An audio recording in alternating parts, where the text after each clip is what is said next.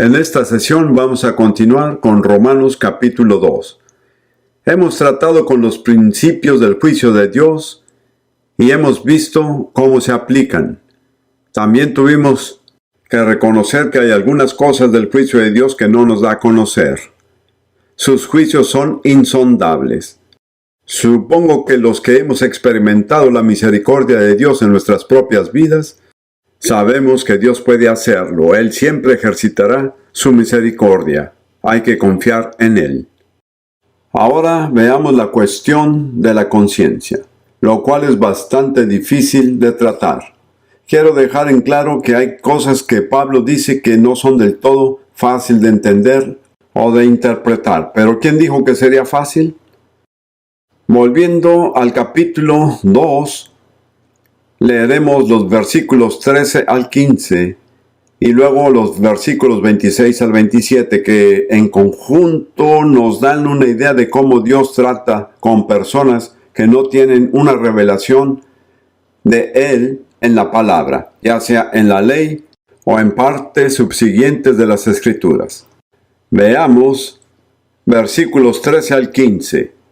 Porque no son los oidores de la ley los que son justos ante Dios, sino los hacedores de la ley serán justificados. Les menciono algo, sea cual sea la versión que estén leyendo, que cuando dice la ley, 2 veces en este versículo, los traductores usan la palabra la.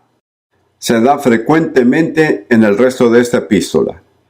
Tienen que tenerlo presente, que Pablo está tomando la ley de Moisés como el gran patrón de la ley perfecta, la ley dada por Dios. Pero lo que dice se aplica también a otras formas de ley. Así que él dice la ley y luego dice ley. Déjenme explicarles algo. Solo hay 2 maneras posibles de alcanzar la justicia. Una consigue en seguir las reglas, la otra es confiar en Dios en fe. La reacción natural de todo ser humano cuando se le desafía sobre el tema de la justicia es ponerse a pensar en términos de reglas. Recuerdo que cuando conocí al Señor en el ejército británico me pasé 4 años y medio en el ejército como creyente. Cuando les hablaba a mis camaradas del ejército acerca del Señor y salvación, sus reacciones fueron casi siempre igual. Bueno, y sacaban su lista de reglas con las que ellos cumplían.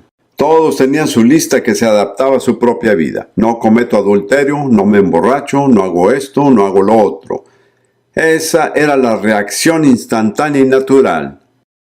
Así que es natural que todos los seres humanos, cuando se plantea el tema de la justicia, piensen en términos de cómo cumplir con las reglas. Lo que Pablo dice no aplica solo a la ley de Moisés, principalmente, sino a todo conjunto de reglas por las cuales las personas busquen hacerse justos. No es posible alcanzar la justicia siguiendo algún conjunto de reglas. Realmente vale la pena ver sus rostros en este momento, ya me lo esperaba. Hace poco di una prédica en una reunión grande de personas en un lugar y casualmente les dije sin siquiera darme cuenta del impacto de lo que estaba diciendo. Les dije, claro, el cristianismo no es un conjunto de reglas. Si les hubiera dicho que Dios no existe, no se hubieran sorprendido tanto. Pero esa es la verdad de esto. El cristianismo no es un conjunto de reglas. No se alcanza la justicia con seguir los reglamentos.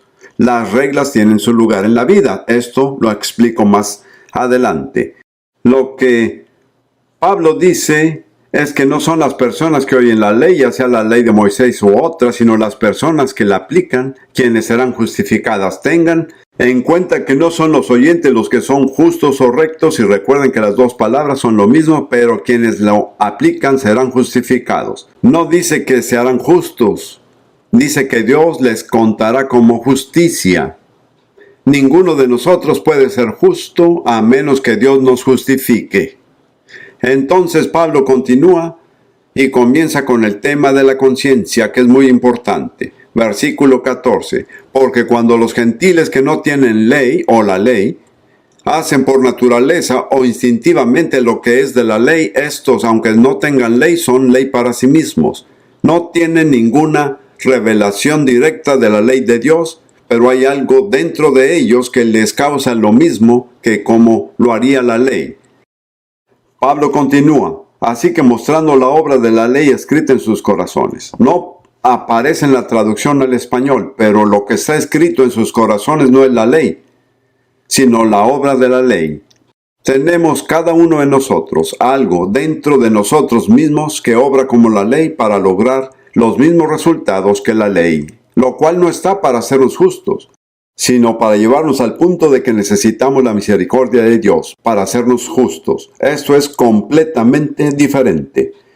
Y luego habla sobre la conciencia, y pienso que es la función del hombre quien la produce. La conciencia es la que nos dice, dijiste una mentira.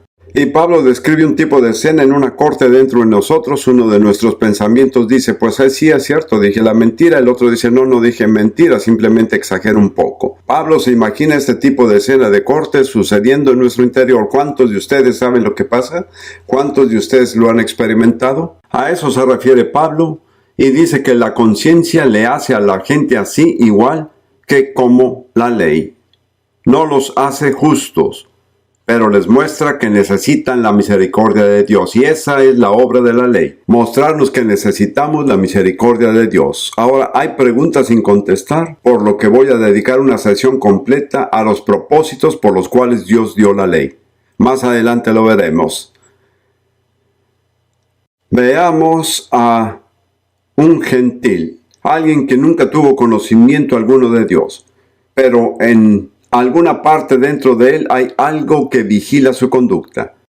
Me he dado cuenta al tratar con personas que no tenían ninguna conducta con Dios que una área en sus vidas que son más sensibles es decir una mentira. Y con frecuencia la conciencia les da convicción a la gente, no dijiste la verdad. Otra que también es común es nuestro comportamiento inadecuado con las personas de nuestra propia familia. Nuevamente es otra cosa de las cuales las personas suelen tener convicción de Dios, ya que la mayoría de ellas sienten un profundo sentido de obligación con sus familiares mucho más fuerte que el americano contemporáneo. Entonces hay varias formas en que la conciencia puede obrar. Lo que Pablo se imagina es una especie de tribunal dentro de nuestro ser y la conciencia es el fiscal.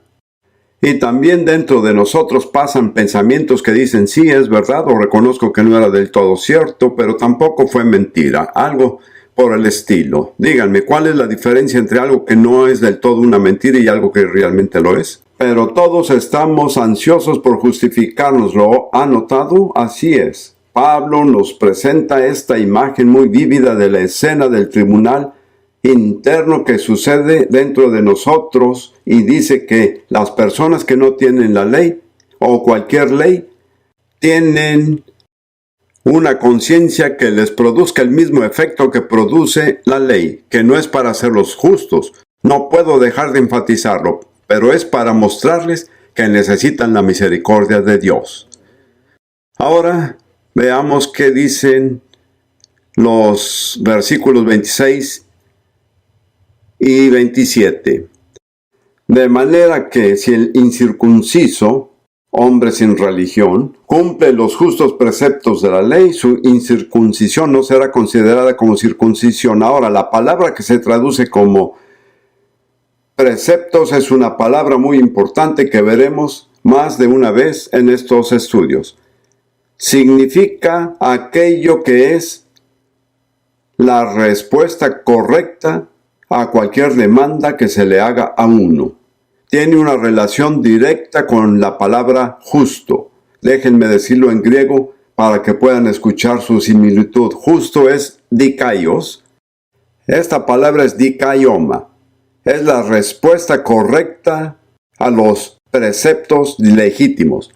Lo traduciré de la siguiente manera. De manera que si el incircunciso cumple los justos preceptos de la ley, su incircuncisión no será considerada como circuncisión.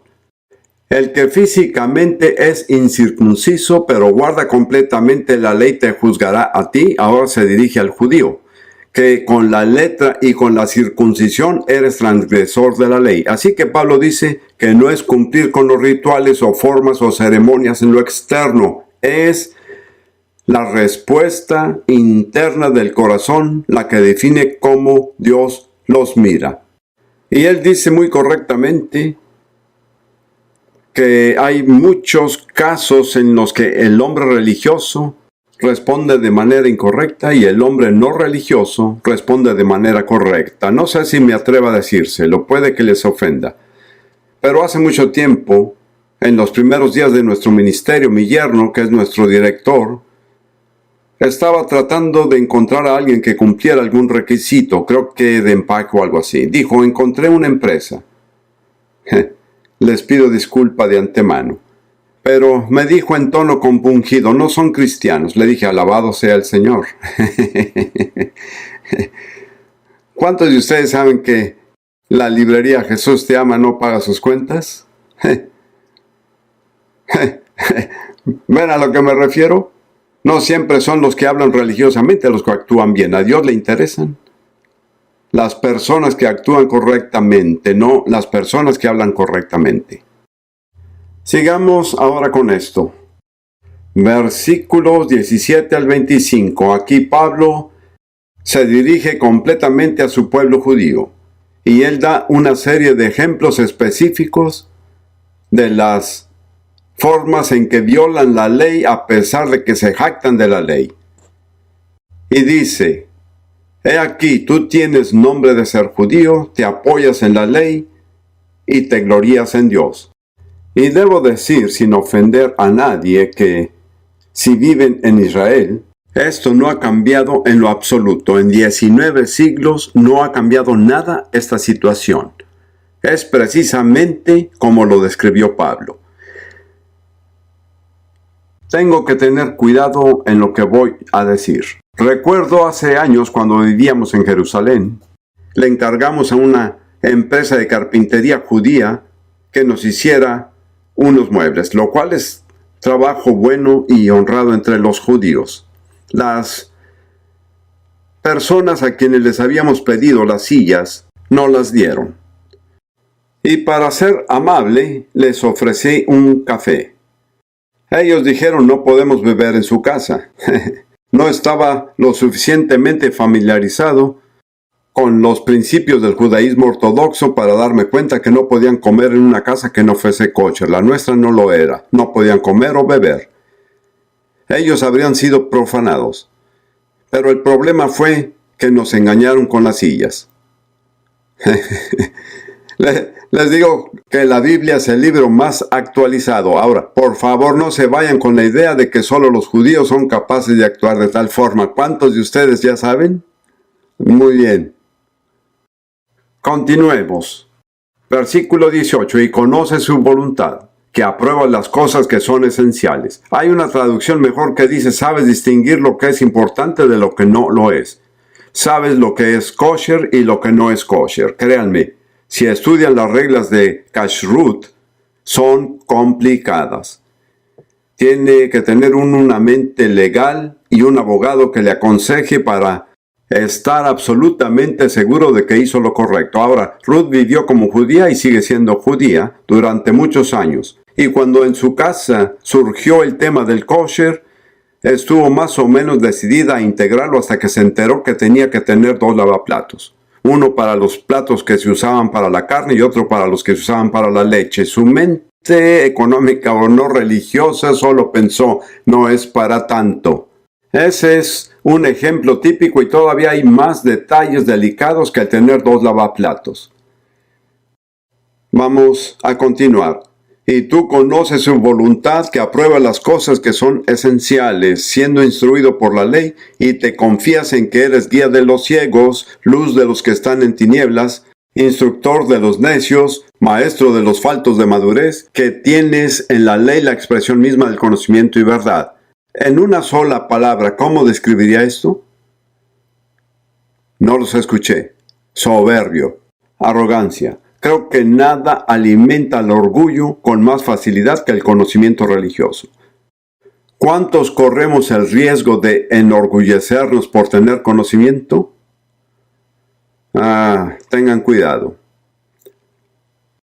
Tú pues que enseñas a otro, ¿no te enseñas a ti mismo? Ahora, hermanos y hermanas, solo quiero preguntarles esto. ¿No creen que en este momento el mundo le dice a la iglesia lo mismo? ¿No creen que aplique exactamente a nosotros que nos llamamos cristianos?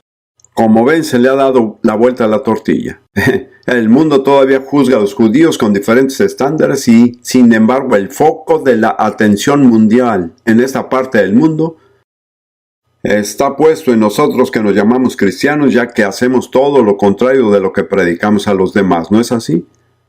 Escuchen, el año pasado, solo les doy un ejemplo, Rudy y yo viajamos por todo el mundo. Y desde Australia fuimos a Papúa Nueva Guinea, y de allí a Malasia, y de allí a Singapur, y de allí a Indonesia. En los titulares de todos los periódicos de todas esas naciones aparecieron los escándalos que se desenvolvían en el ministerio televisivo todos los días. En los titulares. Y que muchas noticias más importantes nunca llegaron a ocupar ese lugar. Todo el mundo se enteraba de lo que ocurría en la iglesia de los Estados Unidos. ¿Ven a lo que se refiere Pablo? Quiero que entiendan que es un tema que está al día. Esto no es solo algo del pasado o simplemente una teoría religiosa. Esta es la realidad. Solo hay que ponernos en el lugar de las personas a las que Pablo se dirige y preguntarnos, ¿acaso esto no se aplicaría legítimamente a nosotros hoy día? Regresan al versículo 21. Tú pues que enseñas a otro, ¿no te enseñas a ti mismo? Tú que predicas que no se ha de hurtar, ¿hurtas? Tú que dices que no se ha de adulterar, ¿adulteras? Tengo que decir, y esto lo veremos con mayor precisión más adelante, que vivir aferrado a las reglas en contra de las cosas se hace uno más propenso a cometerlas. Luego lo veremos con más profundidad. Les daré un ejemplo. Tienen una hija pequeña de 5 años. Salieron de la casa una noche y regresan. Ella abrió todos los cajones de la madre y sacó todos sus pañuelos y su ropa interior. Se la pasó muy bien. Bueno, se sienten un poco molestos y le dicen, eso no se hace. Una semana más tarde vuelven a salir y dicen, escúchame bien, no quiero que toques esos cajones, ni te acerques a esos cajones. ¿Saben lo que pasa por su mente pequeña? Hay una sola cosa que quiero hacer. Abrir los cajones, ¿lo entienden? Esa es la verdad, también es cierto en la religión. El predicar en contra de algo hace que las personas quieran hacerlo. Recuerdo mientras crecía en mi adolescencia que no había muchas restricciones en mi casa en comparación a otras personas, pero todo lo que se me dijera que no hiciera es lo que quería hacer.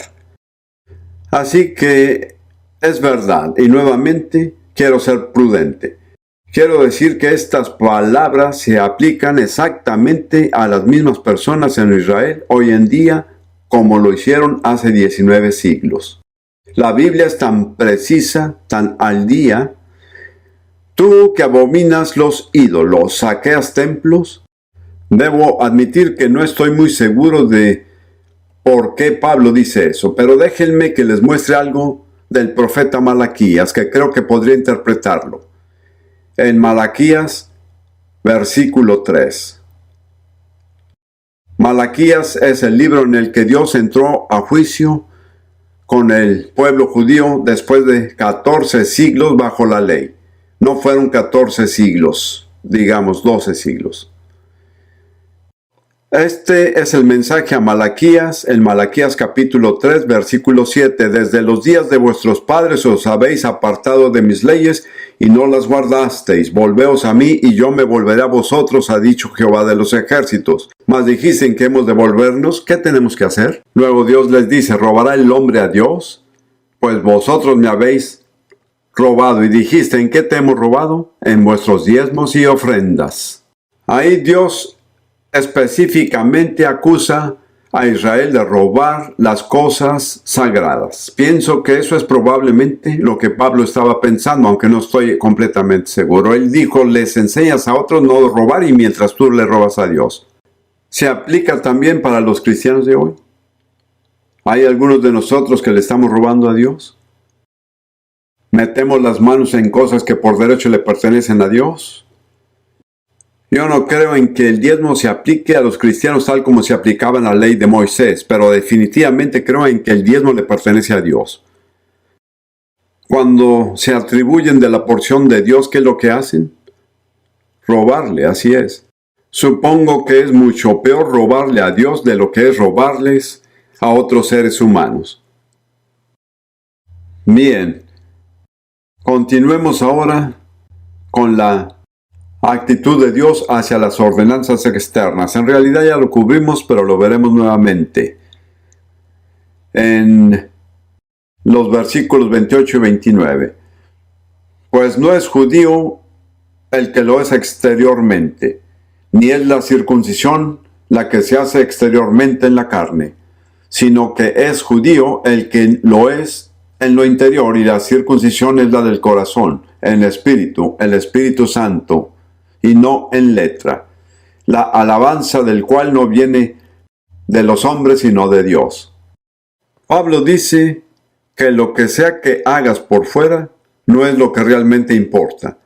Lo que realmente importa es cuál es tu relación de corazón con Dios. Saben que la palabra judío proviene del nombre Yehuda o Judá, y el significado de Yehuda es alabanza.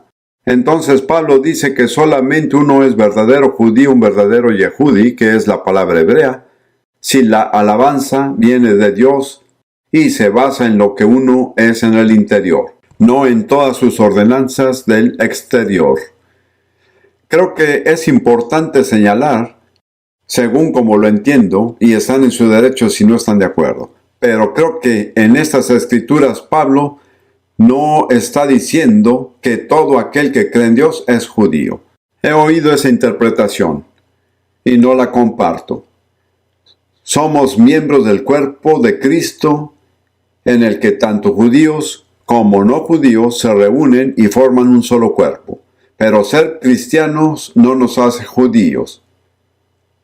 ¿Pueden aceptarlo? Es muy importante porque ahora se enseña de que todos somos judíos y todo lo que se dijo sobre los judíos se aplica a nosotros también. Ahora, lo que hace Pablo no es aumentar el número de personas que tienen derecho a ser llamadas judías. Al contrario, lo limita a aquellos que cumplen con las condiciones internas. Esto es muy importante, ya que nuestra actitud hacia el pueblo judío es muy importante a los ojos de Dios. Me gustaría ver un pasaje similar en Romanos capítulo 9. Y aquí se trata, como dije antes, de la elección de Dios, a quienes Dios elige. Pablo habla acerca de la infidelidad de muchos del pueblo judío. Lo dice con gran dolor y luego dice en el versículo 6 de Romanos 9, no que la palabra de Dios haya fallado, porque no todos los que descienden de Israel son israelitas. Y de nuevo, eso no quiere decir que algunas personas no desciendan de Israel. Lo que significa es que algunas personas que son descendientes no son israelitas. Es complicado, pero intenten resolverlo. ¿Cuáles son los requisitos? Pablo lo dice así: ni por ser descendientes de Abraham son todos hijos de Abraham, sino en Isaac será llamada descendencia. Esto es, no los que son hijos según la carne son los hijos de Dios, sino los que son hijos según la promesa son contados como descendientes. Así que los requisitos esenciales para ser aceptado como un verdadero judío o un verdadero Israel no son las ordenanzas externas, sino la aceptación por fe de la promesa de Dios. Y sin pasarnos allí, encontraremos que en Gálatas 6, mejor vamos ahí, vamos a verlo. En Gálatas capítulo 6.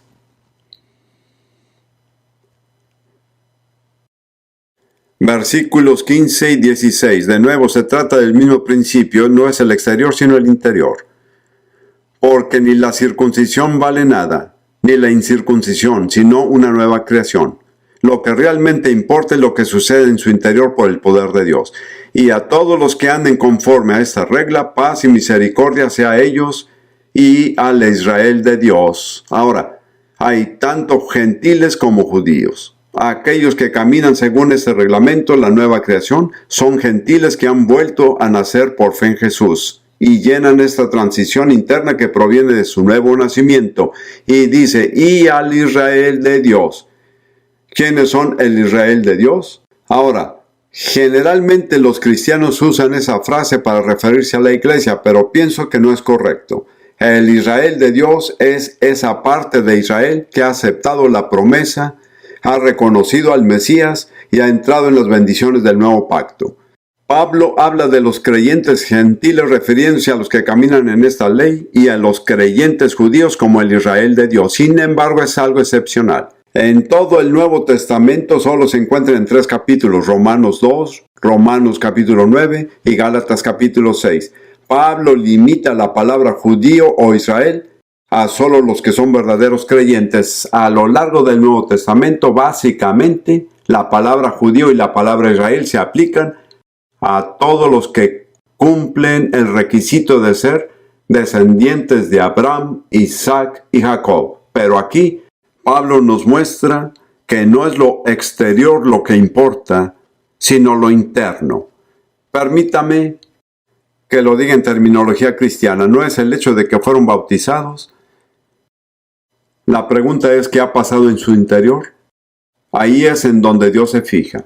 Ese es el tema importante. Tengo que decirles que siempre, al tratar con personas religiosas, esta verdad no es tan bienvenida.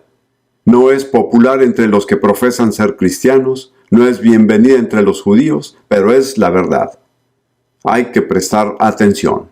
En nuestra sesión anterior tratamos los pecados de las personas religiosas y los judíos fueron señalados por Pablo como un ejemplo, pero no como el único ejemplo. Les indiqué que en mucho lo que se decía de los judíos en el primer siglo aplica también para los cristianos en el siglo XX.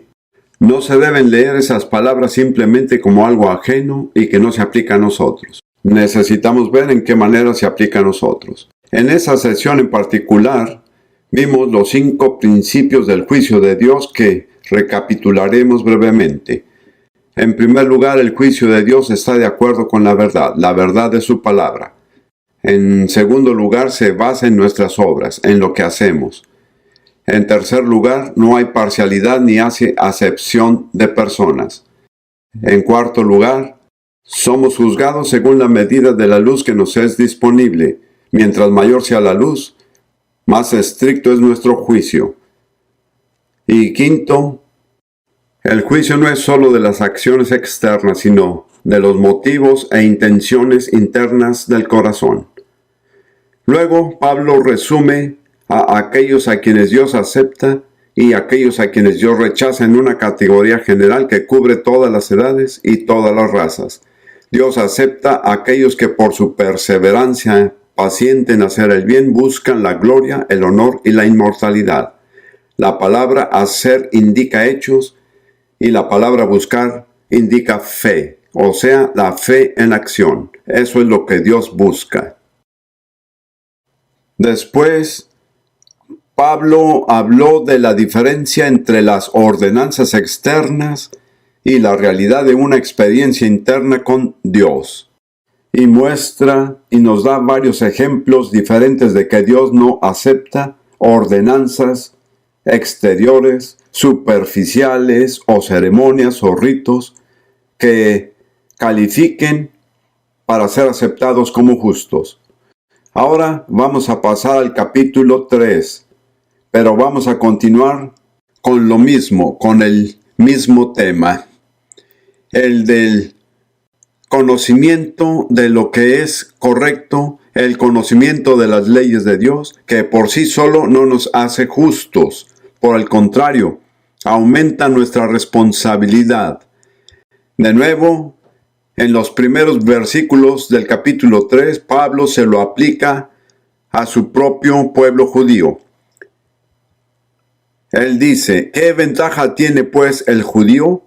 ¿O qué aprovecha la circuncisión? Alguien podría decir, Si la circuncisión no nos hace aceptados por Dios, ¿para qué hacerlo? ¿Para qué le impuso Dios todas esas ordenanzas a los judíos? ¿Cuál es el beneficio? Él afirma que hay un gran beneficio de muchas maneras. Primero, les ha sido confiada la palabra de Dios. Ese es el pueblo judío. Debo decirles que ahora son los cristianos a quienes se les han encomendado los oráculos de Dios. Nosotros tenemos a nuestra disposición la palabra de Dios completa. Pues que si algunos de ellos han sido incrédulos, o es decir, si algunos no fueron fieles, su incredulidad o su infidelidad habrá hecho nula la fidelidad de Dios. Al principio les mostré que la palabra fe no cubre solo lo que creemos intelectualmente, sino que abarca nuestro compromiso personal con Dios. Entonces, en lugar de decir incredulidad, es mejor decir infidelidad. Su infidelidad, la infidelidad de algunos del pueblo judío, no anuló la fidelidad de Dios. Dios permanece fiel incluso cuando Israel fue infiel. A eso es a lo que se refiere Pablo. Entonces él dice, ¿acaso su infidelidad anulará la fidelidad de Dios? Y las siguientes palabras en esta traducción son de ninguna manera. En la versión Reina Valera antigua dice, en ninguna manera. De nuevo, Pablo está pensando como un judío. Esa es una frase típica en hebreo, halila. Y me preguntaba cómo podría traducirlo de la mejor manera. Y pienso que en realidad significa que muera el pensamiento. ¿O cómo puedes pensar algo así? De ahora en adelante, cuando leamos halila, voy a decir que muera el pensamiento y el nombre de Dios no se usa en la palabra. Solo significa que es algo impensable. ¿Cómo te atreves a decir o proponer algo así? Digamos que muera el pensamiento. Antes bien, sea Dios veraz y todo hombre mentiroso, como está escrito, para que seas justificado en tus palabras y venzas cuando fueres juzgado. Ahora eso viene del Salmo 51, que es la gran oración de arrepentimiento de David, después de que fue condenado por el pecado de asesinato y adulterio. Las palabras que precedieron son estas: contra ti solo he pecado y he hecho lo malo delante de tus ojos. Qué increíbles palabras son esas. Porque David había asesinado a un hombre y llevado a su esposa. Podríamos decir que pecó contra el hombre y que también pecó contra la esposa. Pero en ese instante de tremenda agonía, David dice, contra ti solo he pecado y he hecho lo malo delante de tus ojos. Y llega un punto en el cual solo el Espíritu Santo puede hacerlo, al darnos cuenta de que no importa cómo nuestros pecados y malas acciones afectan a otras personas. Lo terrible para ellos es cómo afectan a Dios. Creo que Charles Finney lo definió como un verdadero arrepentimiento. Dijo que uno no llega al verdadero arrepentimiento cuando simplemente vemos las consecuencias de sus pecados en los demás. El verdadero arrepentimiento es obtener una visión de cómo nuestros pecados afectan a Dios. Tengo que decir que hay muy poco de tal arrepentimiento en la iglesia de hoy. Creo que los resultados son evidentes. Así que David tuvo esta terrible revelación interna de cómo su pecado afectó al Dios Todopoderoso. La agonía que le causó al corazón de Dios. El hombre a quien Dios había elegido para ser rey había traicionado a Dios, había traicionado su confianza. Y luego dice, a raíz de ello, Dios, lo que tú digas es verdad. Cuando entras en juicio con nosotros, tu verdad triunfa. Es muy importante que de alguna manera sea el camino que sea, lleguemos hasta este punto. Lo que Dios dice es correcto. Lo que dice siempre es verdad. Nunca se equivoca. ¿Cuántas veces nos encontramos tentados a pensar que Dios realmente no hizo lo correcto en alguna situación? Yo no estoy del todo seguro de que pueda confiar en la forma en que estás manejando esta situación. Se requiere un profundo convencimiento del Espíritu Santo para llevarnos a esa fe. Recuerdo que un día leí Apocalipsis 4:11 en una traducción de la Reina Valera que dice: porque tú creaste todas las cosas, y por tu voluntad existen y fueron creadas. Pero esa traducción decía, y no puedo recitar las palabras exactas, fueron creados de tal forma porque así lo quisiste. Y tuve una revelación, no sé si la puedo compartir, pero la mejor explicación de todo es porque Dios quiere que así sea. No puede haber una razón mayor que el hecho de que así es como Dios lo quiere hacer.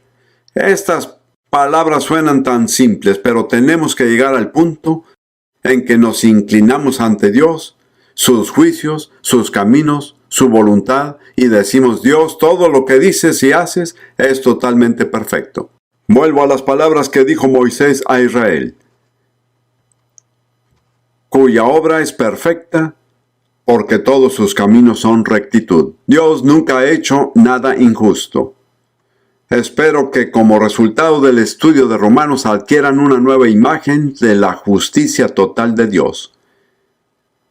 Para eso tenemos que humillarnos.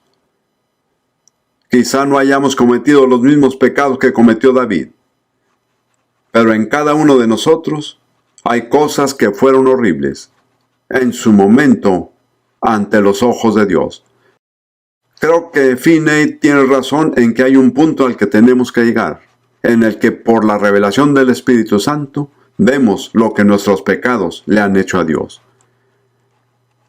A veces Dios tiene que llevarnos por el camino difícil, pero a eso es a lo que Pablo se refiere aquí, en este pasaje. Luego continúa, y ahora, con mucha frecuencia en Romanos, Pablo piensa en una objeción contra su enseñanza. Menciona tal objeción y luego la responde. Una vez más, es una forma de pensar muy típica de los judíos. Piensan en términos de lo que yo llamaría el Talmud. Con estas propuestas y contrapropuestas es por eso que creo que muchos abogados exitosos son judíos, ya que su formación mental les viene desde sus raíces. Es una forma de compensar una cosa con otra. Otra cosa de los judíos es que si les hacen una pregunta, responden con otra pregunta. ¿Se ha dado cuenta de esto? Si estudian las enseñanzas de Jesús, él fue un verdadero judío. Casi invariablemente cuando se le hacía una pregunta, respondía con otra pregunta. ¿Y qué haremos con el divorcio? ¿No habéis leído esto? Y así contestaba. Entonces Pablo está anticipando la objeción de sus compatriotas judíos. Cada una de sus objeciones aún las usan hoy los judíos que se enfrentan al Evangelio.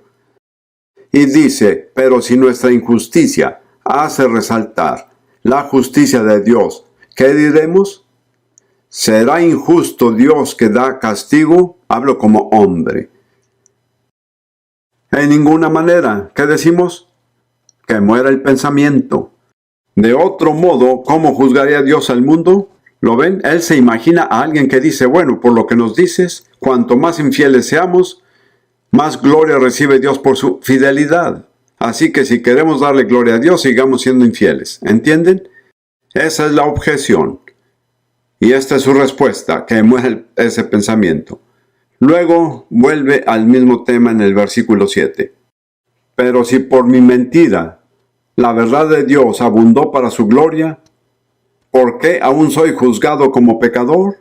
Si mi pecado glorifica a Dios al lucir su fidelidad, ¿por qué debería ser juzgado? ¿Entienden? Créame, esas objeciones aún se usarían el día de hoy.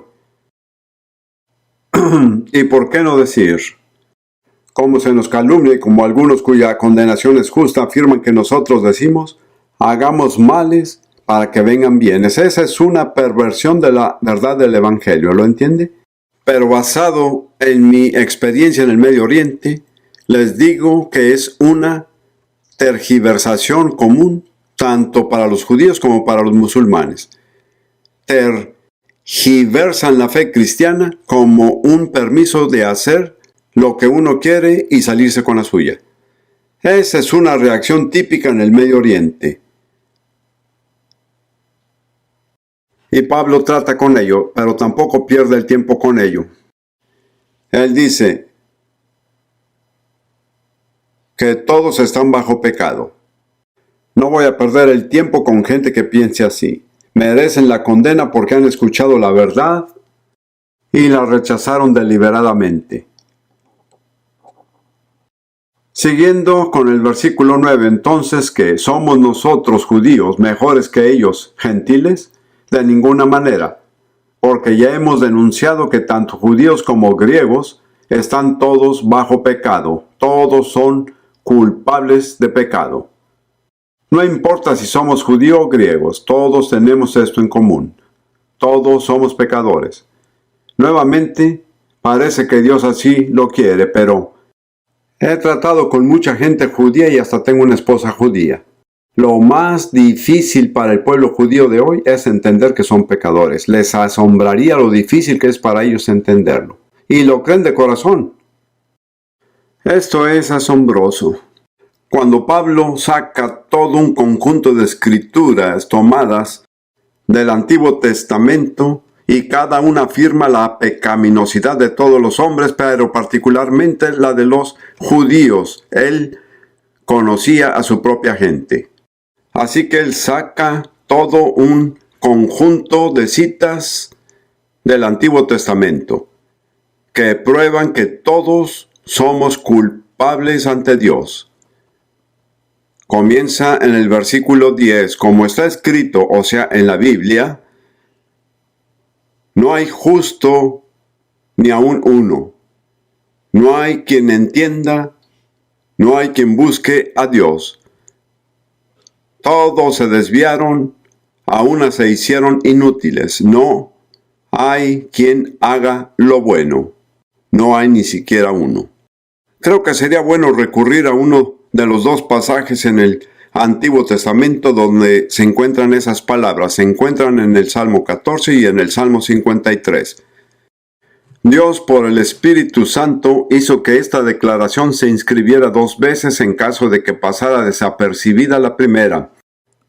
Vamos a ver el Salmo 14. Falta un poco más, que es muy importante. Versículo 1. Dice: el necio en su corazón no hay Dios. Se han corrompido. Hacen obras malas. No hay quien haga el bien.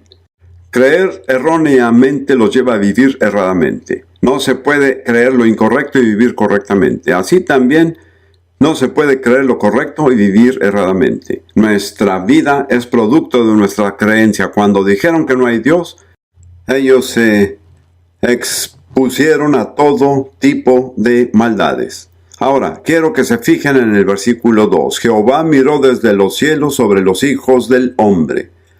Se trata de la raza humana entera. La frase en hebreo es los hijos de Adán. Quiero señalarles y que no podremos profundizar en esto. La Biblia solo trata con Adán y sus descendientes.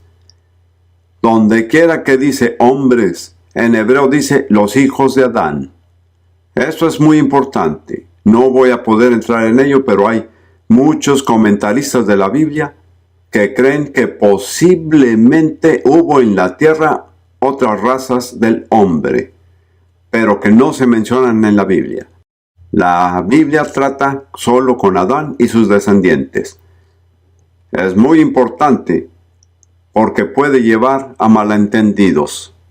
Jehová miró desde los cielos sobre los hijos de Adán para ver si había algún entendido que buscara a Dios. Quiero señalarles que no hay nadie en su condición natural depravada que busque a Dios.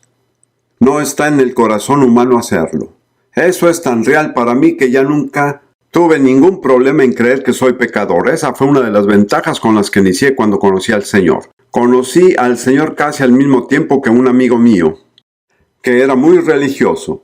Pero mi progreso fue 10 veces más rápido que el de él porque no tuve ningún problema en aceptar que era un pecador.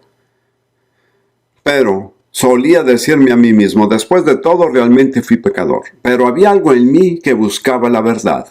Desde los 12 años en adelante realmente estuve buscando la verdad.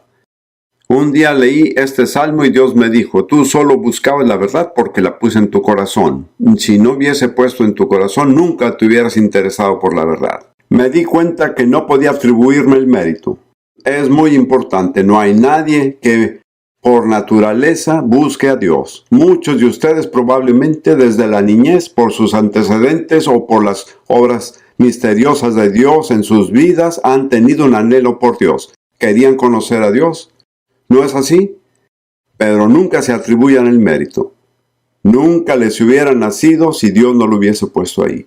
De lo contrario, no entenderían y no buscarían a Dios. Sigamos. Todos se desviaron, a una se habían corrompido. No había quien haga lo bueno, ni siquiera uno. ¿Cuántos? Ni siquiera uno. Qué enfático, ¿no lo creen? Y ahí lo tienen, en el libro de los Salmos 2 veces. Pero es tan difícil para la gente verlo. Volvamos a Romanos 3 y ahí leeremos estos otros pasajes. Se tomaron de los salmos y de los profetas. No veremos cada cita en referencia, pero sí algunas. Versículo 13. Sepulcro abierto en su garganta, con su lengua engañan. Veneno de áspides hay debajo de sus labios, su boca está llena de maldición y de amargura. Sus pies se apresuran para derramar sangre, quebranto y desventura hay en sus caminos. No hay temor de Dios delante de sus ojos. Mientras que contemplan ese listado, quiero hacerles esta pregunta. ¿Qué área del carácter humano es la que más enfatiza y menciona primero? No lo escuché. La boca, así es. Qué cierto es. Pienso que las primeras 4 partes tratan de lo que hacemos con la boca. Como ven, el libro de Santiago dijo que la lengua es un mal ingobernable. Nadie puede controlar su propia lengua. Recuerdo que estaba en una conferencia acerca del futuro de la sociedad, la cual era algo ridículo en el primer año de la Segunda Guerra Mundial. No fue una conferencia religiosa, pero hubo alguien que lo dijo. Nadie puede controlar su propia lengua. Y pensé, eso es cierto.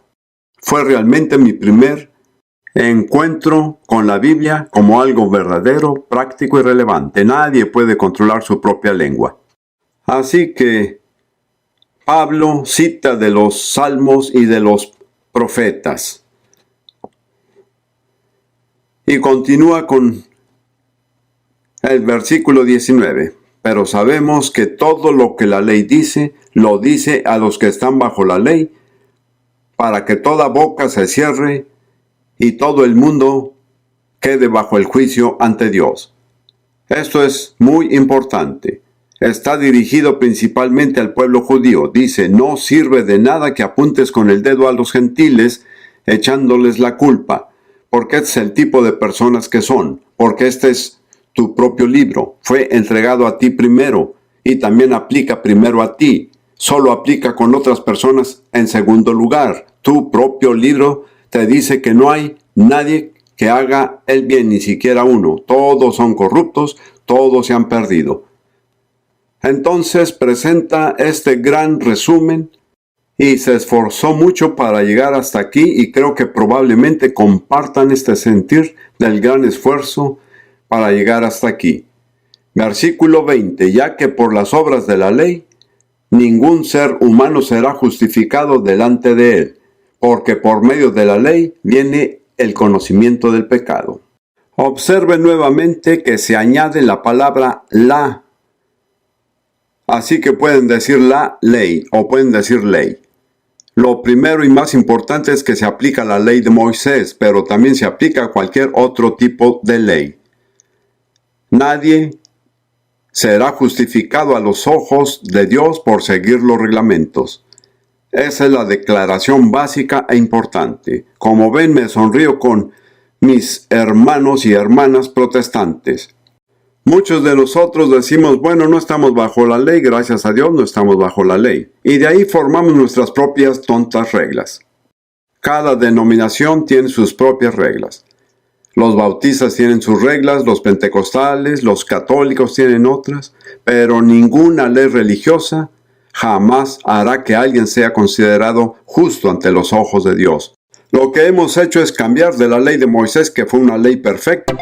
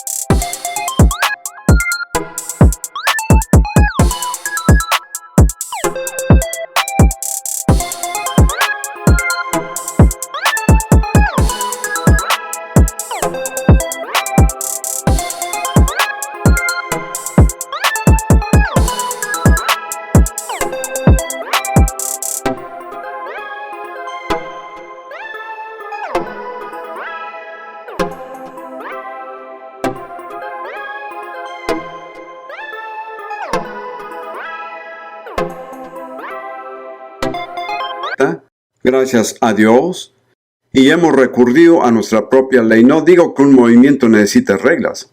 Cualquier grupo de personas necesita reglas para mantenerse bajo control. Pero seguir esas reglas, incluso siguiendo cada una de las 33 reglas de la Iglesia Pentecostal a las que pertenecen, no los hará justos. ¿No es así? ¿Es verdad esto?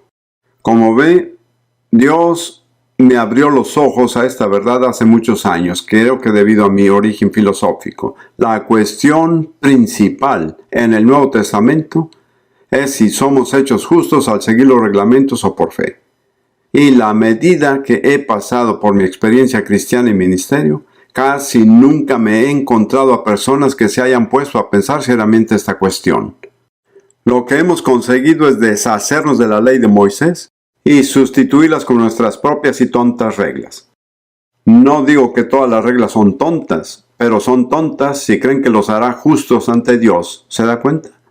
Si les pidiera que levantaran la mano y que no voy a hacerlo, muchos deben admitir que realmente pensaban que fueron hechos justos porque siguieron las reglas de su grupo en particular. Se los diré de esta manera, eso no los hace justos, pero si han sido hechos justos por la fe, probablemente vayan a seguir al menos las reglas relevantes, ¿entienden? Pero el seguir reglamentos nunca los hará justos ante los ojos de Dios.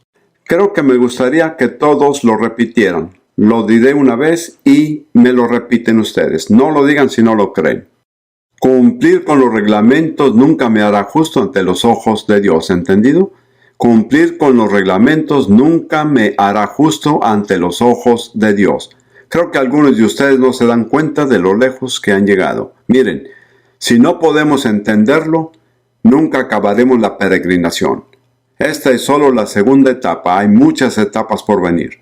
Si no vemos esto con claridad y lo aceptamos y nos damos cuenta de cuán verdadero y relevante es, no podremos avanzar más, seguiremos volviendo a caer en los mismos problemas.